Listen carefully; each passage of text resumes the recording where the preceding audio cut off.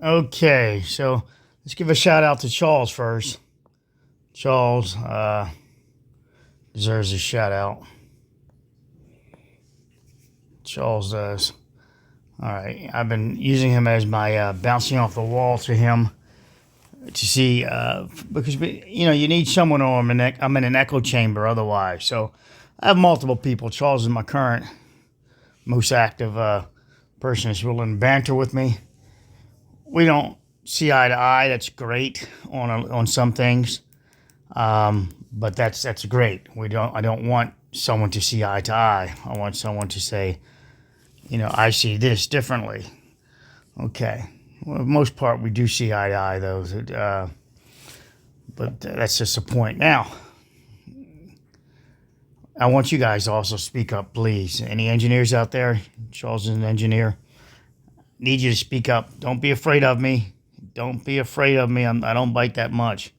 So anyway, I'm going to show you that the column presents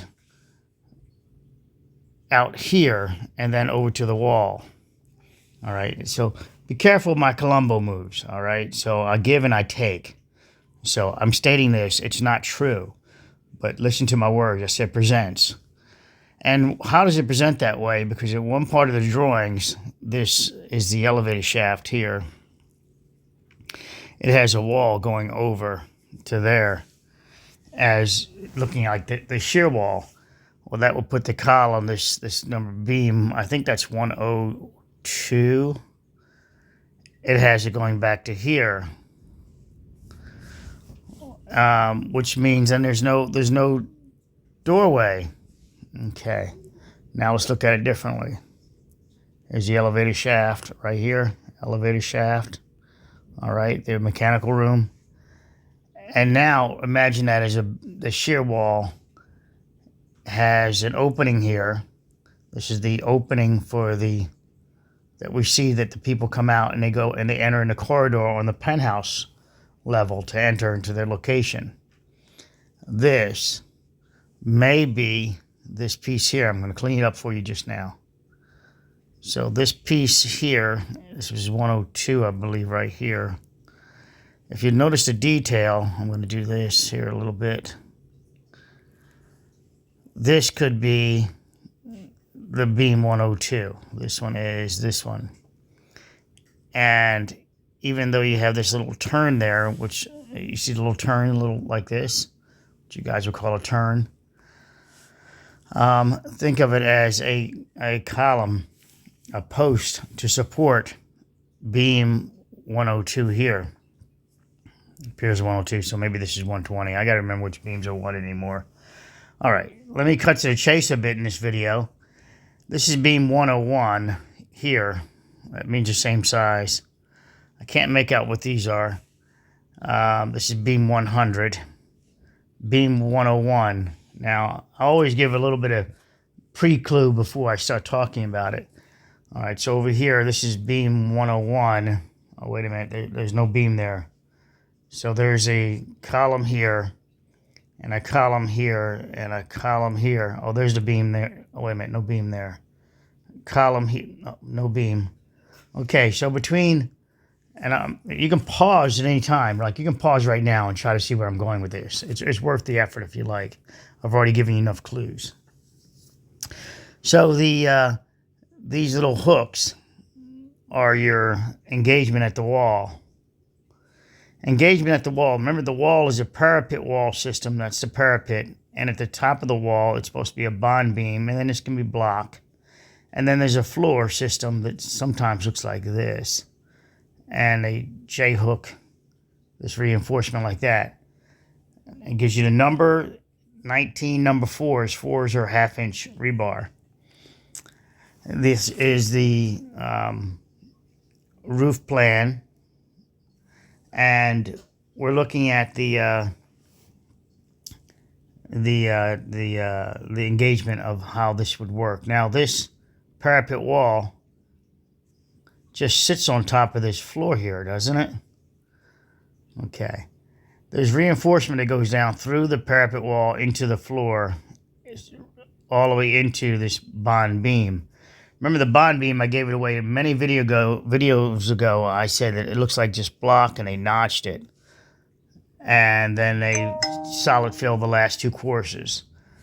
I do not believe that's the intent. The intent was to be a bond beam, more solid filled, with this steel going up every 4 feet. I think the spacing is. I'll get you clarity on that.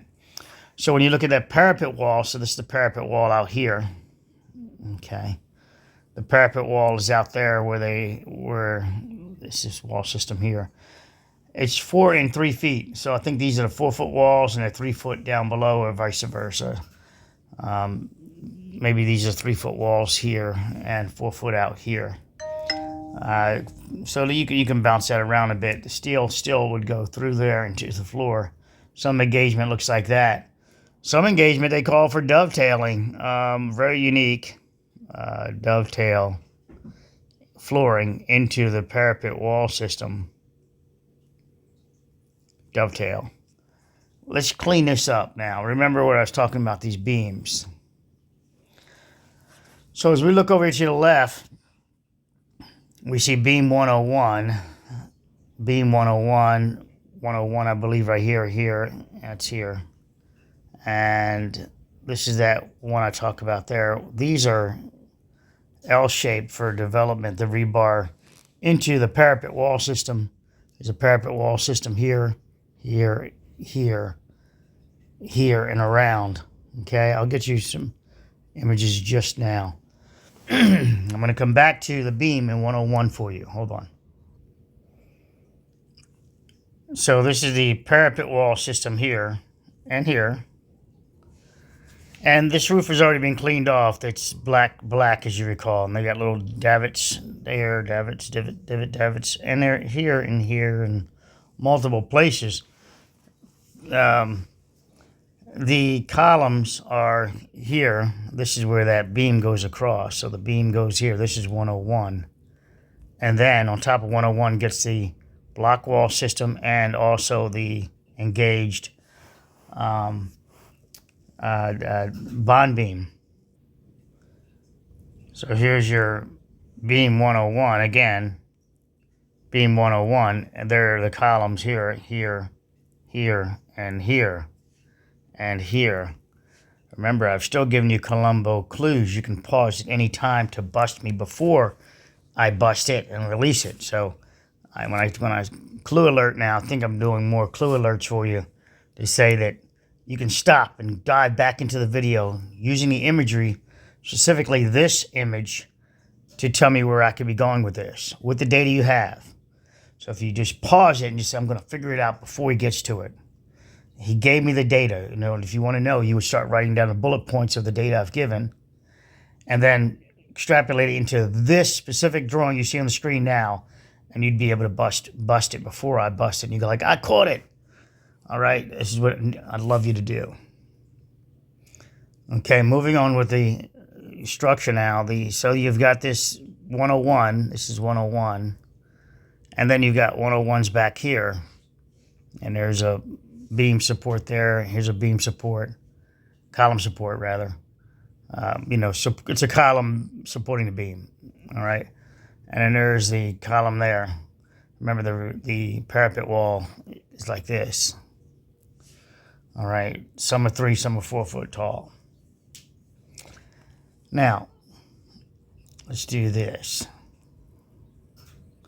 Let's look at it this way. As we rotate around, they added these this davit supports, and they put it above the columns.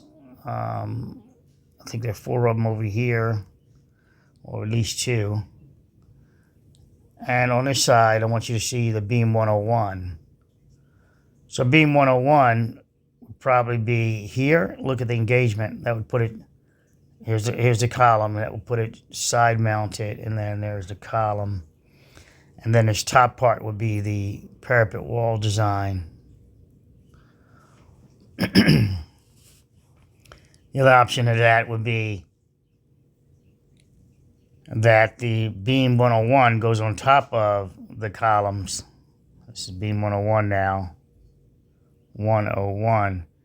And that would be continuous beam 101 then. See, no division there. This should just be one continuous beam. Do I have something to support that? I would argue I do not have anything to support continuously because they state beam 101. This appears to be beam 101 there also. 100 rather, and 100 there. Stated twice. It could be a different size, the one to the left. I can't tell. As you can see, the printing is not great. But they indicated it twice, not once. For example, this is beam 101. Indicated once implies that it goes continuously over with no interruption. This is a column with two indicators. If it was continuous, they would have just drawn one, theoretically just drawn one and said beam BM 100. This could be a shorter beam, distance-wise, could be a different title. This beam 101 here is the same configuration as this one, beam 100. Again, you have the clue again. Let's go for it.